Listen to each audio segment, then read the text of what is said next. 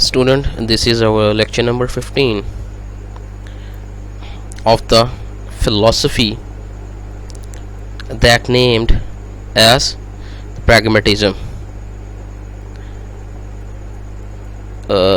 Pragmatism is basically a movement that was started into the European culture, especially into the American culture. Pragmatism जो है वो उसका जो origin है वो है अमेरिका. ठीक है, अमेरिकन जो एक नेशन है, ठीक है, American individual as well as American culture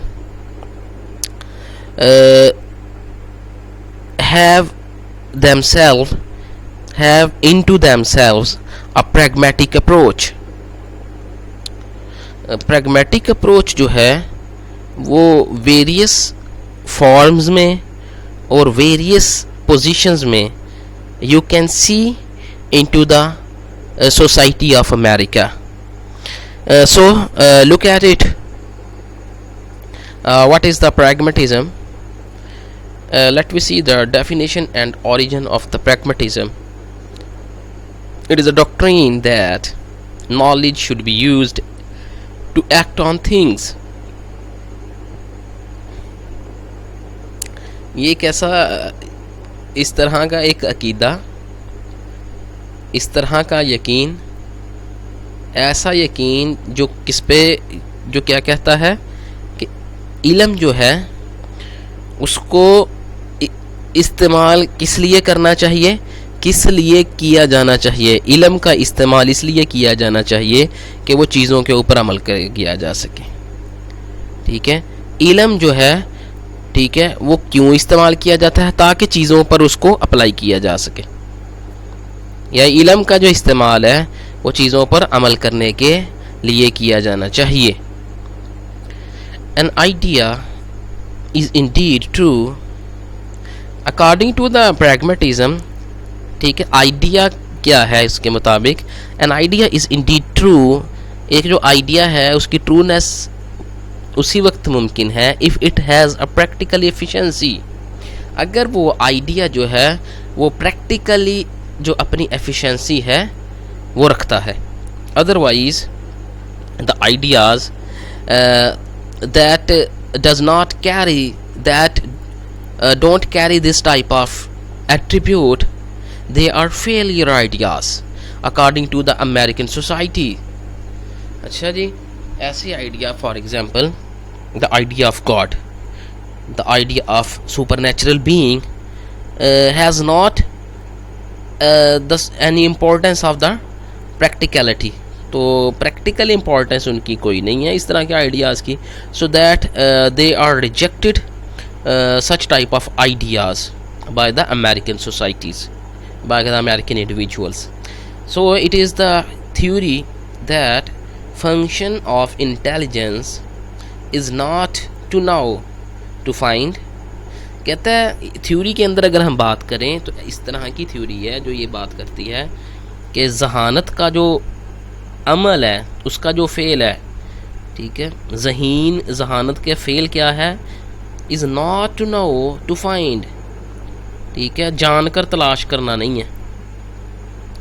ठीक है, यह तलाश करने के लिए जानना नहीं है उसका मतलब, ये फाइंड आउट करना या फाइंडिंग को जानना नहीं है फंक्शन ऑफ इंटेलिजेंस. बल्कि क्या है?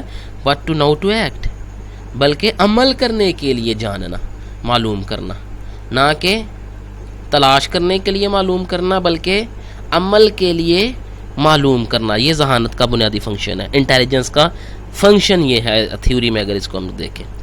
तो ओरिजिन इसका क्या है जी? Greek word pragma means work, practice, action, activity. These are different types of or the variety of meanings that is associated with pragma. It is the philosophy of practical experience. ठीक है, तो pragmatic का क्या मतलब हुआ? philosophy of practical experience.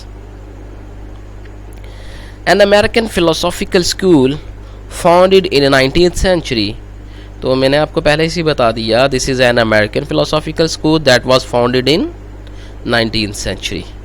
These philosophers or the scientists opposed the modern metaphysics and dichotomy of theory or practice. Modern metaphysics के against हैं ये वाले फिलोसफर्स, और जो डाइकोटमी है ना थ्योरी और प्रैक्टिस की, यानी कि डाइकोटमी क्या थी, वो ये थी कि practice is another thing whereas the theory is another thing.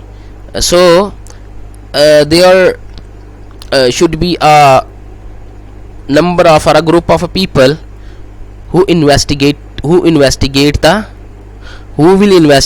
the side of theory, and there should be a group of people who will investigate the side of practice. तो भाई दो किस्म के जो groups होने चाहिए, जो एक थ्योरी पे काम करे दूसरा प्रैक्टिस पे. ठीक है, इस डाइकोटोमी को रिजेक्ट किया. वो कहता है ये बात ही कोई नहीं है. ठीक है, ये एक सेपरेशन ऑफ जो नॉलेज है ना, ये गलत है. तो मॉडर्न मेटाफिजिक्स क्या करती थी? मॉडर्न मेटाफिजिक्स कहती थी कि मेटा नैरेटिव की हमने बात की थी. मॉडर्न मेटाफिजिक्स में मेटा नैरेटिव एक अदर थिंग है, और जो नैरेटिव है वो कहते थे कि हर चीज़ की एक मेटा फॉर्म है, वो खुद तो नहीं बदलती लेकिन उससे जो है ना उसूल निकाले जाते हैं. फॉर एग्जांपल मेटा लैंग्वेज है, मेटा नैरेटिव है, ठीक है, मेटा पॉलिटिक्स है. ठीक है, अब ये जो इटसेल्फ है, जो मेटा के नाम से हैं, ये खुद तो नहीं चेंज होते या ये खुद तो नहीं इस्तेमाल किए जाते, बल्कि इनसे उसूल अखज़ किए जाते हैं जो वर्ल्डली आपकी लाइफ के अंदर आपको इस्तेमाल करते हैं या आप उसके उनकी प्रैक्टिस करते हैं. So that is the modern metaphysics. ठीक है जी, इसको भी उसने रिजेक्ट किया है, अपोज किया है इन फिलोसफर्स और साइंटिस्ट ने. It stands between materialism and idealism as a sort of compromise. जी ज़ाहिर है जब थ्योरी प्रैक्टिस के अंदर वो बात करेगा तो materialism is an extreme form of practice, while the idealism is an extreme form of theory. ठीक है जी, थ्योरी और का जो पार्ट है ना एक्सट्रीम, वो आइडियलिज्म है, जबकि प्रैक्टिस का जो एक्सट्रीम फॉर्म है वो मटेरियलिज्म है. इसने क्या किया, ये स्टैंड बाय करती है प्रैग्मेटिज्म दोनों के दरमियान में, क्योंकि दोनों के दरमियान कॉम्प्रोमाइज़ करवाने के लिए. It emphasises the practical function of language. ठीक है, अगर तो नॉलेज जो है function of knowledge, excuse me, तो वो कहता है नॉलेज जो है अगर वो प्रैक्टिकल फंक्शंस नहीं देता, या कोई भी ऐसा नॉलेज जिसका प्रैक्टिकल फंक्शन ना हो, वो नॉलेज नहीं है. According to the definition of pragmatism के क्वालिटी ऑफ नॉलेज क्या है? It should provide the practical aspect to its individual और टू इट्स यूज़र. ठीक है, otherwise it is not the knowledge. Who are the founding fathers of the pragmatism? Number one is a C.S. Peirce, Charles Sanders Peirce. Second one is a William James.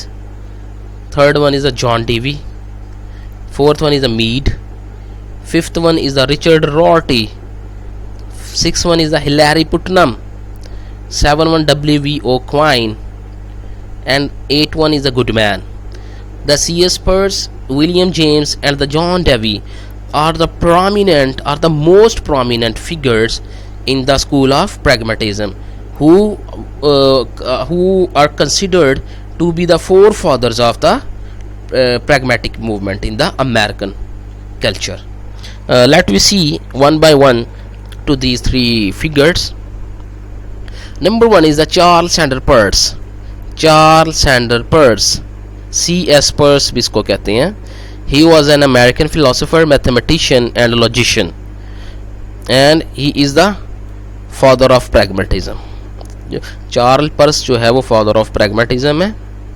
He believed that thoughts must produce actions. उसका यकीन क्या था? Purse क्या कहता था? Purse कहता था जो थॉट्स हैं उसको एक्शन ज़रूर प्रोड्यूस करना चाहिए. वो जो है ना वो फ़िक्र ही नहीं है जो अमल ना पैदा कर सके. ठीक है, ऐसा नज़रिया जो अमल ना पैदा कर सके वो नज़रिया ही नहीं है. ये ऐसा अमल जो अपने पीछे के नज़रिया ना रखे वो भी अमल नहीं है, वो एक्शन नहीं है. ठीक है, ये वो कहता था कि एक जो थॉट्स हैं उसको एक्शंस जो हैं हम ज़रूरी तौर पर पैदा करने चाहिए, ये उसका यकीन था। Rather than linger in the mind, कहता सिर्फ जहन के अंदर एक अटका ना रह जाने वाली फ़िक्र हो, एंड लीड टू इनडिसाइसिवनेस, और जो है ना तजब्जुब की तरफ जो है ना रहनुमाई कर दे जो इंडिविजुअल की। कहता एक तो जहन के अंदर फंसाना हो और जो अमल करने की बात है तो वो इंडिविजुअल जो है वो तजब्जुब का शिकार हो जाए कि मैं क्या करूं, मैं क्या छोड़ूं और मैं क्या ना करूं, ये वो कहता था। The second number is the William James. William James is the philosopher and psychologist who trained as a physician। ठीक है, ये फिजिशियन के तौर पर ट्रेंड हुआ था। He was the first educator to offer a psychology course in the US, United states के अंदर ये वो पहला एजुकेटर है जिसने साइकोलॉजी के कोर्स को एजुकेशन के अंदर इंट्रोड्यूस करवाया। Father of American psychology, American psychology का फादर जो है ना इसको कंसिडर किया जाता है। He defines truth in term of usefulness of a belief। ठीक है, इसने जो है ना ट्रुथ को वो यूजफुलनेस की टर्म के अंदर, यकीन का जो मुफादी मानी है ना उसके अंदर इसने बयान किया है। वो कहता है कि he thinks that useful beliefs are true। जो फ़ायदामंद जो अकायद हैं वो कौन से होते हैं, वो सच्चे होते हैं, यानी कि वो सच जो फ़ायदा देता है ना वो ही सच है। ठीक है, मुफीद यकीन जो है वो हमेशा सच्चा होता है। ऐसा यकीन जो इंसान को अमली फ़ायदा दे वो सच्चा है, वो सादिक है। एंड यूजलेस आर फॉल्स, और गैर मुफीद जो है वो क्या है, वो फॉल्स है, वो गलत है। ऐसे यकीन, ऐसे कायद जो कि फ़ायदामंद हो वो सच्चे हैं और जो फ़ायदामंद ना हो वो झूठे। And the third one is the John Dewey. John Dewey is the father of modern experimental education। Modern experimental education की बात करता है ये। He rejected traditional method of teaching by root। इन्हें जड़ से ही जो ट्रेडिशनल मेथड है ना टीचिंग का उसको इसने खाड़ दिया, in favour of a broad based system of practical experience. ठीक है, वो कहता है कि क्योंकि इससे पहले जो था वो ट्रेडिशनल मेथड क्या था, वो जस्ट जो है वो आइडियाज़ पढ़ाए जाते थे, थीरीज़ पढ़ाई जाती थी। ठीक है, बच्चों के साथ जो है एक ऐसी दुनिया की बातें बताई जाती थी एजुकेशन के अंदर जिनका प्रैक्टिकल वर्ल्ड से कोई रिलेशन ही नहीं था दूर दूर तक। तो इसने उसको रिजेक्ट किया है। इसने broad based system of practical experience को की फेवर के अंदर जो है ना एक उसने अपना एक एक्सपेरिमेंटल एजुकेशन को एमर्ज किया। He attempted to combine both Peirce and James philosophies of pragmatism. अब इसने पर्स की और जेम्स की जो फिलॉसफी है ना प्रैग्मेटिज्म की, उन दोनों को कंबाइन करने की कोशिश की है इसने अपनी फिलॉसफी के ज़रिए, जॉन डेवी ने। ठीक है जी। He says that school should reflect the life of society.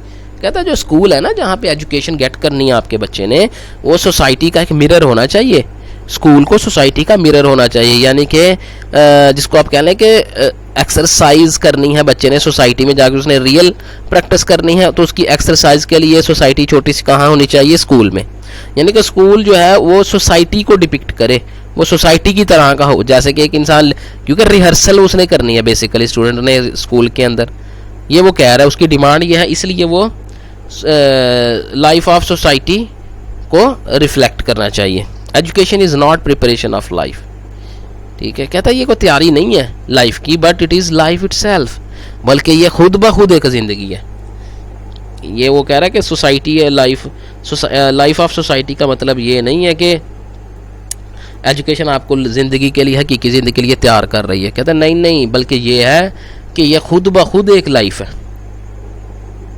Education जो है वो खुद ब खुद लाइफ है। क्यों भला? क्योंकि जो प्रैक्टिस है वो जब आप एजुकेशन के थ्रू गेट करेंगे ना अपनी प्रैक्टिस को, और उससे जो है ना वो आप गाइडलाइंस लेंगे, ठीक है, तो वो एक आपने वहाँ पे जो गाइडलाइंस पढ़ी हैं according to the practical world, तो यहाँ वहाँ पे आपने एक नई ज़िंदगी का तजुर्बा किया है। इसलिए वो एजुकेशन को कह रहा है कि वो एजुकेशन इटसेल्फ जो है लाइफ है basically. There are different forms of pragmatism. Number one is the biological pragmatism. Experimentalism of John Dewey is based upon this biological pragmatism. जी जॉन डेवी की जो एक्सपेरिमेंटल एजुकेशन का जो आइडिया है वो किस पे बेस करता है, इस बायोलॉजिकल प्रैग्मेटिज्म के ऊपर। According to which the ultimate aim of all knowledge, कहता है जो हतमी जो है ना मकसद तमाम इल्म का वो क्या है, is harmony of the man with the environment, इंसान का अपने माहौल के साथ हारमोनाइज करना, उसके दोनों के दरमियान हारमोनी को पैदा करना, ये बेसिक फंक्शन है, बेसिक एम है तमाम इल्म का, according to the American pragmatism. ठीक है। Education develops social skill, education जो है वो बच्चे के इंडिविजुअल के अंदर सोशल स्किल डेवलप करती है, विच फैसिलिटेट्स वंस लाइफ, जो कि बासहूलत बनाती है किसी की ज़िंदगी को, या जिससे किसी की ज़िंदगी बासहूलत बनती है। ठीक है। स्कूल इज़ मिनिएचर सोसाइटी, ये देखें ना, मिनिएचर सोसाइटी, मिनिएचर सोसाइटी क्या है, छोटी एक उसका जो है ना वो नमूना। ठीक है, छोटी माशरे का छोटी सतह पर नमूना होता है school. Which prepare the child for future, जिस जो के बच्चे के फ्यूचर को के लिए उसको प्रिपेयर करता है। Number second one is the humanistic pragmatism, that is found in social sciences. Humanistic pragmatism found in social sciences. Satisfaction of human nature is the criterion of utility. यार वो ये कह रहे हैं कि इंसान उस वक़्त प्रैग्मेटिस्ट ये कहते हैं, ये क्वेश्चन ये था कि इंसान मुतमईन कैसे होगा। ठीक है, उसको सेटिस्फाई कैसे होना है इंसानी फितरत ने। वो कहते हैं इसका एक ही क्राइटेरिया, वो है ज़्यादा से ज़्यादा हसूल, लज्जत का हसूल, यूटिलिटी उसको कहते हैं ना। ज़्यादा से ज़्यादा इंसान को फ़ायदा जो है वो ज़्यादा से ज़्यादा मुतमईन करता है। जितना फ़ायदा इंसान को मिलेगा, जितनी लज्जत मिलेगी इंसान को, उसका उतना ही वो मुतमईन रहेगा। ये बेसिकली वो कह रहा है। कहते हैं इन फ़िलासफ़ी, रिलीजन, साइंस, फ़लसफ़े में, मज़हब और साइंस के अंदर मैन इज़ द एम, इंसान जो है वो ख़ुद मकसद है, ऑफ ऑल थिंग्स, तमाम चीज़ों का, and everything else is the means, इंसान जो है वो ख़ुद सेंट्रल एम है तमाम अशिया का दुनिया के अंदर। ठीक है, और सारी की सारी जो हर चीज़ है वो यहाँ इज़ द मीन्स, इसके इंसान के अलावा जितनी भी अशिया हैं ना इस दुनिया में, वो उसका ज़रिए की हैसियत रखते हैं, टू अचीव ह्यूमन सेटिस्फेक्शन, जिनके ज़रिए इंसान जो है वो सेटिस्फेक्शन हासिल करता है। ठीक है, या जो इंसान को सेटिस्फेक्शन देती हैं, वो ज़राए जो हैं वो सारे के सारे इंसान को सेटिस्फाई करने के ऊपर लगे हुए। उनकी ड्यूटी जो है वो their duty is to provide the satisfaction to the human beings. ठीक है जी। Third one is the experimental pragmatism. Modern science is based on experimental method. ये हमने देखा था कि एक्सपेरिमेंटल मेथड के ऊपर मॉडर्न साइंस बेस करती है। वो एक्सपेरिमेंटल प्रोसेस होता है क्या, साइंटिफिक प्रोसेस जो हमने पढ़ा था वो इसके अंदर लॉजिकल पॉजिटिविज्म है, वो देख लीजिएगा, ये वही एक्सपेरिमेंटल मेथड है। The fact that can be ascertained by experiment is true, जी ऐसा कोई भी वाक़या, ऐसी कोई भी हकीकत जिसको एक्सपेरिमेंट से असरटेन कर लिया, असरटेन का मतलब क्या है, उसकी हकीकत को तजुर्बे से जान लिया जाए तो वो ट्रू है। ऐसा फैक्ट जिसकी हकीकत को तजुर्बे से हासिल कर लिया जाए तो वो ट्रू है, उसका वो सच्चा है। नो ट्रूथ इज़ फाइनल, भाई कोई भी हतमी सच्चाई नामी चीज़ मौजूद नहीं है दुनिया में। प्रैग्मेटिस्ट ये कहते हैं कि हतमी और फाइनल जो सच्चाई है ना वो मौजूद ही नहीं है दुनिया में। तो ट्रूथ इज़ नाउन, तो फिर ट्रूथ क्या है? ठीक है, ट्रूथ इज़ नाउन ओनली, कहता है ट्रूथ सिर्फ उसी वक्त मालूम हो सकता है या मालूम होता है only if it is the useful in practice, अगर ये अमल के अंदर क्या है, मुफीद है। ठीक है, जो भाई हमें पता, हम कैसे पता कर सकते हैं कि ट्रूथ फिर क्या है? कहता है ट्रूथ को सिर्फ इसीलिए जान सकते हैं अगर तो वो हमें फ़ायदा मुहैया करे, अगर वो हमें अमल के तौर अमली फ़ायदा दे तो वो क्या है, सच्चा, वो सच है। ठीक है जी, तो यही क्राइटेरिया है ट्रुथ का according to the experimental pragmatism. Problems can be solved only through experiment, जी प्रॉब्लम्स को एड्रेस किया जाता है और उनको सॉल्व किया जाता है एक्सपेरिमेंट के थ्रू। ठीक है, प्रॉब्लम उसका सोल्यूशन, प्रॉब्लम उसका सोल्यूशन। यानी कि वो सिर्फ ये नहीं है कि आप प्रॉब्लम क्रिएट करते जाएं तो सोल्यूशन आप ढूंढेंगे ना। वो कहता है अगर एक प्रॉब्लम आपने ट्रेस की है उसका फौरी सोल्यूशन मिलना चाहिए, इमीडिएट सोल्यूशन उसका जो है ना वो मिलना, या उसके लिए वो एफर्ट करना, ये प्रैग्मेटिज्म है। और उस वक्त तक करते रहना जब तक उसका वो सॉर्ट आउट नहीं हो जाता। Then next one is the nominalist pragmatism. जी नॉमिनलिस्ट प्रैग्मेटिज्म क्या है? We gain results by making experiments. हम रिजल्ट्स एक्सपेरिमेंट से गेन करते हैं। Our aim is the examination of material. तो हम एक्सपेरिमेंट कहाँ पे करते हैं? मटेरियल थिंग्स के ऊपर करते हैं। तो जब मटेरियल थिंग्स के हम एग्जामिनेशन करते हैं, ये हमारा एम होता है इसके अंदर ना, एक्सपेरिमेंट के अंदर। ठीक है, एक्सपेरिमेंट का पर्पज़ क्या है उसका? कि मटेरियल थिंग्स की एक्सपेरिमेंटेशन करना। अकॉर्डिंग टू इट, इसके मुताबिक results of experiments are always particular and concrete, never general and abstract.